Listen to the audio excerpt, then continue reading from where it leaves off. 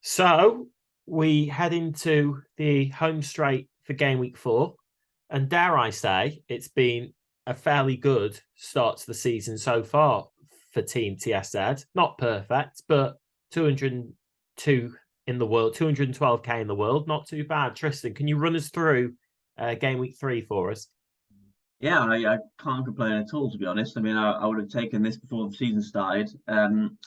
Another green arrow. So we had a good game week 1 and then followed by 2 green arrows. So there's really not a lot wrong at the moment. In terms of our game week 3 score, yeah, so 59.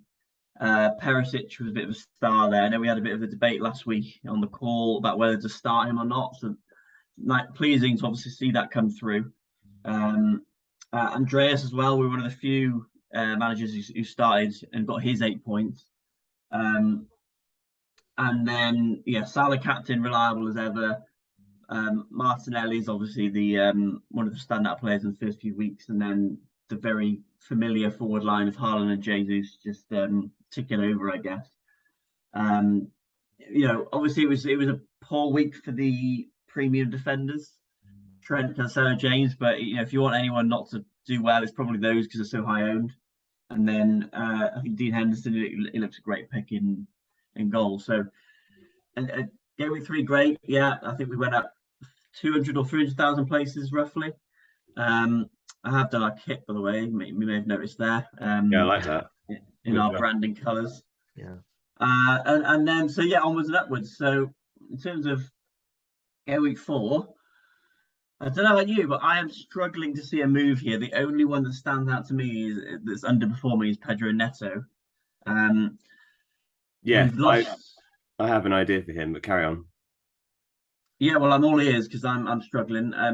Neto is I think we've lost 0.2 in value with him, but as we know, Team TSZ is not so concerned with team value just because of the nature of we just care about winning, about rank.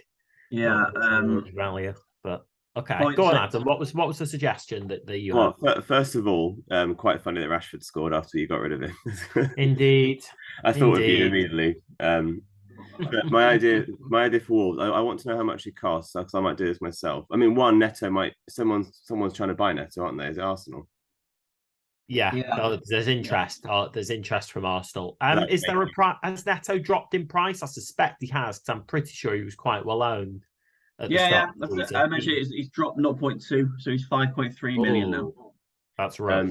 So I'd like us. Well, my one for this week is having watched the match and the fated words eye test here. I think Nunes at Wolves is great, really good. Adam, it's great. It's great minds. It's great minds because I watched the very same game. Yeah, and I was surprised at how advanced positions Nunes was getting, and he did have a couple of chances, didn't he? Yeah, and I thought straight there for 5 million. Like they were playing almost like a 4-3-3. But of the 3 in midfield, Neves, Moutinho, and Nunes was by far, I think, the most advanced of the 3 players. Yeah, he just kept arriving late on. I thought he's definitely I'd say 8 or 9 goals guy this season. Yeah. I don't think he's gonna smash it in terms of goals, but I do think he won't be too far if he plays like that every game. Yeah, and he might not against worse teams, but if he does, he won't be too far off. Like I think he'll get at least 5 if he plays like that. I think so. It's good for 5 million. I think he'll go up in price, and also get up. We're saving money by getting off Neto as well. Yeah, I do think that's a fair suggestion. I was thinking of him as well, and because you're right, Tristan, in terms of there aren't many 5 million options. I mean, I'm thinking off the top of my head here. I have Harvey Elliott in my own team, but of course I don't have Luis Diaz. And obviously we do, so we have 3 Liverpool covered. So someone like Harvey Elliott is off the table. But other than that, I was like, I thought that I was thinking Leon Bailey is a troll, pretty much. Steven Gerrard is trolling us with him. He came off the bench in the League Cup in midweek and scored, but we just don't know his minutes really. Yeah, Gerrard, I don't think he knows his best team, does he? No, I don't think he does either. He's chopping and changing it quite a bit, and they've not found their rhythm. I'm struggling to find a better option than Nunes. It's super differential. I do worry about Wolves' inability to put the ball in the net. I mean, they've struggled with that for quite a while now. So I know Jimenez scored a new midweek, and it won't be long before he's back in the Premier League starting 11 you'd wager. But he's never quite been the same player, has he? Yeah. But one more player as well. I just thought of, just worth throwing him in there because he's 5 million. Is Lallana at Brighton. My biggest worry though about Lallana is he's not a natural goal scorer. He had some big chances for Brighton in their last home game that they played. I think that was in game week 2. But when they drew 0-0 with Newcastle. The problem with Lallana though is I think his minutes are a bit more of a risk now that Brighton have signed a proper left wing back, which means that Trossard can be moved up into a more advanced position. As you saw, he did well he scored against West Ham. So he's kind of more advanced. So I feel like Lallana's minutes are probably at risk now. So I would stay clear of him. He's not as attractive as he used to be. Yeah, no, I agree. And just in terms of like the top midfield scorers in that price bracket, we've got Xhaka there, but I'm not interested in Xhaka. I'm not interested in him either. It's a bit of a flash in the pan in terms of FPL returns for him. And Jensen and De Silva for Brentford, I think they're overperforming as well. So, I mean, Dewsbury Hall, if he had a good run on the side, that's an interesting one. If Leicester could improve, but I feel like Leicester at the moment are one of those teams, other than Maddison, and he's injured at the moment. He's an injury doubt. I just feel like they're to avoid completely. Yeah. They've had a poor start. They can't keep any clean sheets, and Brendan Rodgers, I suspect, is under pressure. I know for a fact that a couple of Leicester fans that I know personally would be very happy if Rodgers were to leave the club. So they're a bit of a problem at the moment. No rumours with the Fofana issue as well. He's refusing to train, so they're not playing him. So it's one of those really possibly to avoid for now. Yeah, they're just ragged at the moment, aren't they? They don't look like getting any sort of rhythm going. So yeah, no, I agree. I think like if we did do a straight swap, I think the Nunes shout is probably the strongest. An alternative, I guess, would be to use a second transfer, and maybe possibly downgrade somewhere else to upgrade to a stronger mid. But I mean, who would we want to get rid of here? I just don't see. That's just it. That's just it. It's difficult, really. I'm looking at there and thinking, look, you can always gamble and downgrade Jesus, but do you really want to downgrade an 80% plus owned player based on how well he's been playing? Well, there's an argument. I mean, he looks dangerous even when he doesn't score or assist. Yeah, so no. This season seems to be, whereas last season was basically you didn't want any forwards. You'd rather just have 7 mids. I feel like this year's there's a strong argument for 3 good strikers. Yeah. It's very difficult because this is the thing. Everyone's going premium, including us, are going premium defenders. They want all the best defenders, which means you quite literally can't get 3 decent strikers in your team if you want Salah and either one of Haaland and Kane and premium defenders. It's very difficult to get 3 top forwards in, which is a shame because there are so many good options out there that are doing really well, but kind of because of Jesus and because of Haaland and Kane, they're kind of just outshone. There's a case for Diaz to Mitrovic at some point, maybe, if he keeps going. Diaz, I was in downgrade the midfield and then upgrade to Archer. Yeah. Tony as well, doing well. Yeah, Tony Mitrovic got some good fixtures. Tony, he's got some good fixtures as well. Yeah, I think on Brentford this year. I want to get Raya in as well. Yeah, I tell you what, it's an exact idea. I think I'll bet if you wanted to downgrade and upgrade the midfield or the forwards, I would say our best option. It's a big risk, but it's probably our best option is downgrade one of the premium defenders, downgrade a Cancelo or a James or an Alexander-Arnold, and get someone like Trippier in. And then, you've saved that money you saved. You can upgrade someone like your Neto, to someone else, someone like a Zaha, or a Maddison. Or if you can get even more, then you could. Obviously, not Maddison this week because there's an injury down, but he would be an example. Or someone like Bowen as well, if you can get that high. I would say that's probably. I'm looking at this team and I'm just thinking, where can we downgrade? Diaz maybe, but Diaz is surely.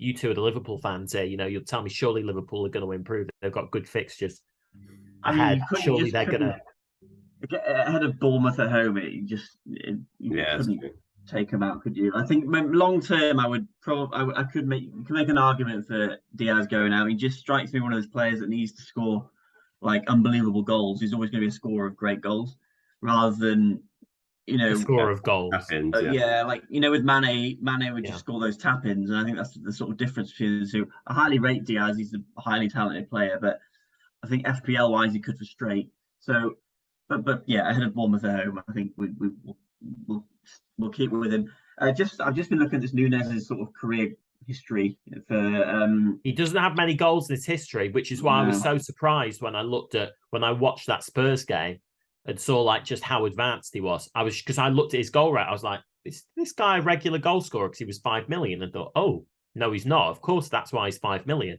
That's why they've priced that Guaides that they signed from Valencia at like 6 million, because his goal record is far better than Nunez. But Nunez looked just as threatening in that game. Yeah. 4 goals in 50 appearances last season. But then he has already scored this season. He made 2 appearances for Sporting and scored. So maybe he's slightly changing the way he plays. Slightly more I just attacking. think goal records. I just think it depends on which way your team plays. Yeah. I really do. You know how Wolves play? They like 4-3-3. They like Neves and Moutinho, but they need those midfielders to push up, and he pushed up. I just think we've got 2 transfers. You need to use one, otherwise you lose it. We'll save money by switching. I mean, you probably won't play him anyway, but you'll save money on Neto, who's losing money. And then next week, I mean, we've got a midweek game week next week, have we? Midweek round of games next week. So it seems like a win-win, really, because we may not even put him on the actual starting thing, but then next week we still got 2 transfers and more money. I think I don't see another move to make. He's Mateus. That's right. Yeah. Unless you want to change Archer to another 4.5, there's rumours that Archer's going to go on loan before the transfer deadline. Yeah, that was the only other thing. But he isn't close to a drop yet. I think if he was, then I'd be like, yeah. I would watch out for him though, because like you say, he's by far the most popular of the 4.5 forwards. But I strongly think he will be in the Championship come deadline day. So we have to be aware that we could lose money on him in the future if we don't move. I'm not saying we move now, but I'm just saying watch out for it. Yeah, fair enough. I'd say Perisic is, even though Perisic is not going to start all of the next 3 games, because obviously there are 3 games in the space of like 7-8 days. There's no way he's going to start all 3. Again, Adam, you watched the Spurs-Wolves game. He's just essential. He really is. He's just essential. Spurs are strong defensively. His goal was he was advanced. He was pushing forwards when the ball's on the other side. He was pushing forwards. He went away on the counter attack. He got a great assist. Could have had a goal or an assist as well. He broke because he led a counter attack. He's essential for me. He's got the air of someone frustrated. He's got the air of someone who knows what he's doing, doesn't he? He just looks like he's already worked under Conte. So I think it's definitely going to be, I'd say, top 3 scoring defenders this year. If once he's starting regularly, it's just he's going to rack the points up. I just can't see it any differently based on what I've seen of him. I think if it wasn't for Conte already saying he's going to rotate defenders, then I would agree that he was essential. But I don't know. He's definitely not going to play all 3. Whereas I think like Trent will, for example. But yeah, I mean he's excellent value for money at the moment. And you're right. I think he'll play this weekend, and then he'll miss the midweek game, and then he'll come back because Conte has spoken of him not being like as fit as he was when he had him previously at Inter. But obviously he's going to get that match fitness up, you'd imagine. But with Sessegnon also starting fairly well, he does have that other option there. But yeah, I think our defense looks great. Really, it was not great last week, but that was the same for most managers. The fixtures are in our favour this time round, really. Cancelo has a good home game. Alexander-Arnold, well, Palace are a danger, of course, but it's a good home game on paper. Alexander-Arnold has a good game. James has a good game, especially if Leicester are without Maddison. And Perisic has away at Nottingham Forest, which is a tricky one, but the Spurs are a good team defensively. I'd fancy them to shut out Forest. Okay, should we make the Nunez move then? Yeah, I'd agree with that. Okay, happy to go with it. Me and Adam can fall on our swords with that one. But I'm going to do it myself as well, so I've got 2 swords to fall on. All right, so then very painful. Let's have a look at that team. So we've got as it stands, we've got Williams is our big bench option, Andreas as well. Arsenal look good defensively, so I'm probably happy with him on the bench. Question is, do we want Williams in there for his attacking intent? To be honest, looking at that, my answer would be no. I'm quite happy with that team. No. We've got to give the new signing a run out, haven't we? Yeah. A debut in front of the home fans, I think is what he needs. So let's see how he performs. The spotlight's on him. And then in terms of captaincy, well, for choice, aren't we? And that's going to be this game week. That's going to be the game week, I think, for the FPL community. Your green arrows, your red arrows, I think, are going to depend this week on who you're captaining because of the options are available. You spoiled for choice in terms of all the premiums, friendly home fixtures for Salah, Haaland, and Jesus.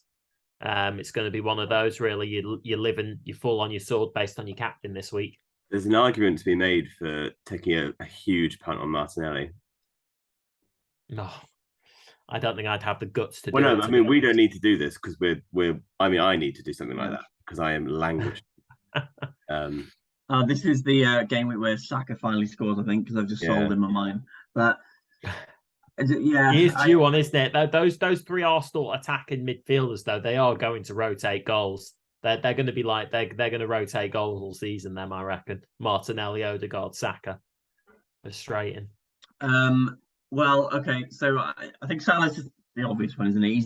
Liverpool hasn't been playing well. He's not been playing that well, and he's still getting points. So I was surprised at how he still managed to get a goal against United after doing the square root of nothing, nout all game, and he still managed to get that scruffy header. That's what he does. That's just natural, brilliant. That. Are you confident? Look, Salah would have been my pick as well. Yeah, but I worry about Jesus against Fulham. I feel like that could hurt us.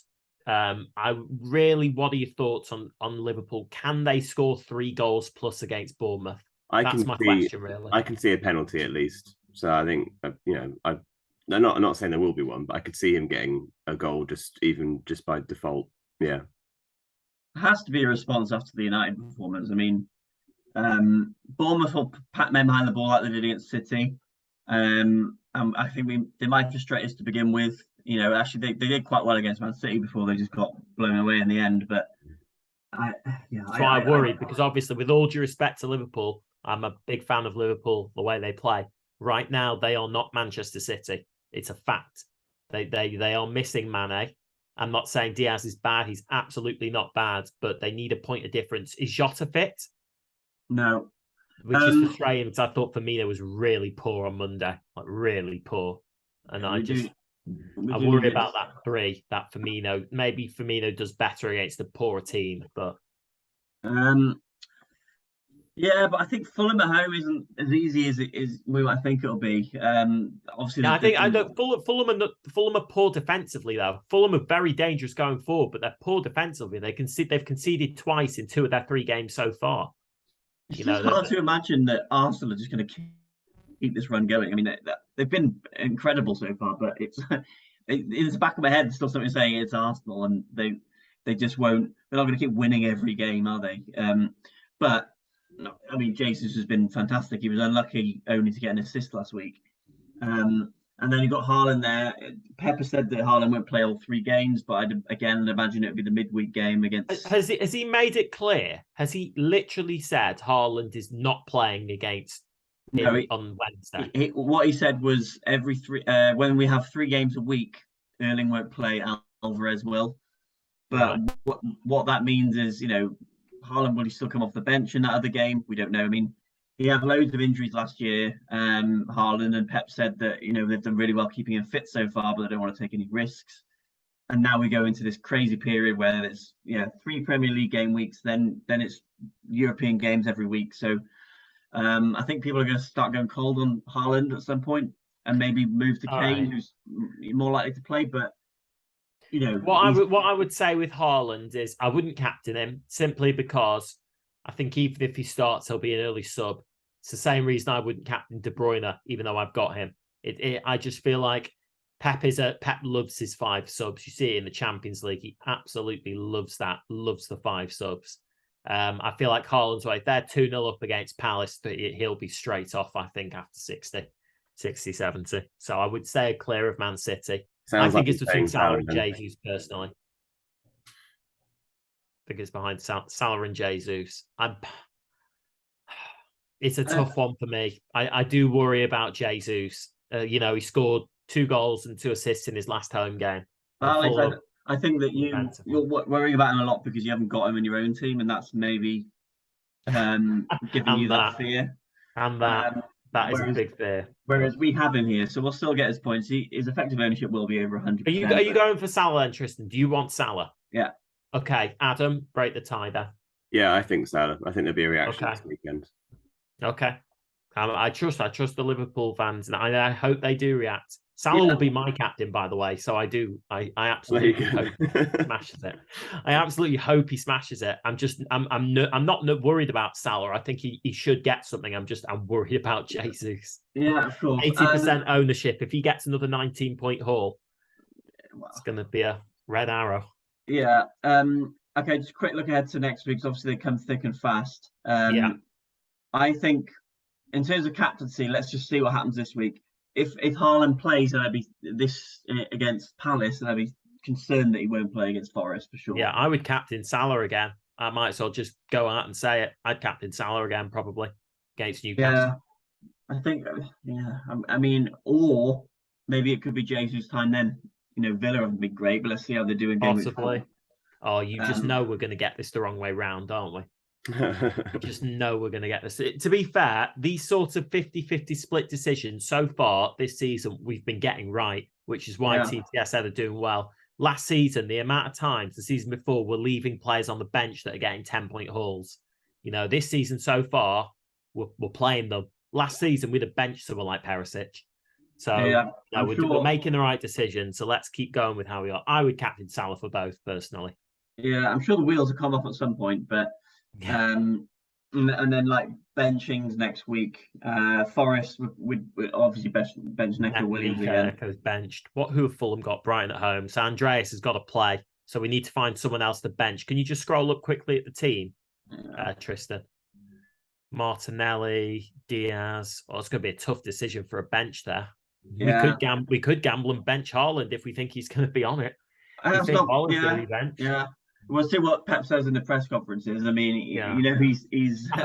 I think the smart bench would be Perisic probably if he plays against Forest. Have a look at Spurs' fixture. I know it's a good one. I think it's a good one. West Ham away. I would probably bench Perisic. Yeah. Okay. Well, we can make that a final call on Monday, but that's probably what we'd do on game week 5 then. I think that's a wrap then, chaps. Yeah. Agreed. We're locked in. All right. Good stuff. Good team. Hopefully another green arrow. Again, like I said earlier, I think it will probably for everyone, the whole FPL community, it will depend on captaincy this week. We have lots of content on site. We have our captain's picks. We have fixture analysis for game week 4. We'll have a captain's piece for game week 5 up on the Monday, imminently before game week 5. We have our predicted lineups, our team news, which is being updated throughout the day on press conferences. And we should have that again, I think, before game week 5. We'll see on that. Obviously, it's a very fast turnaround, but we should have everything for you there. So, So, hope you all enjoyed listening to this, and fingers crossed for another good game week. Cheers, guys. See you again. See you.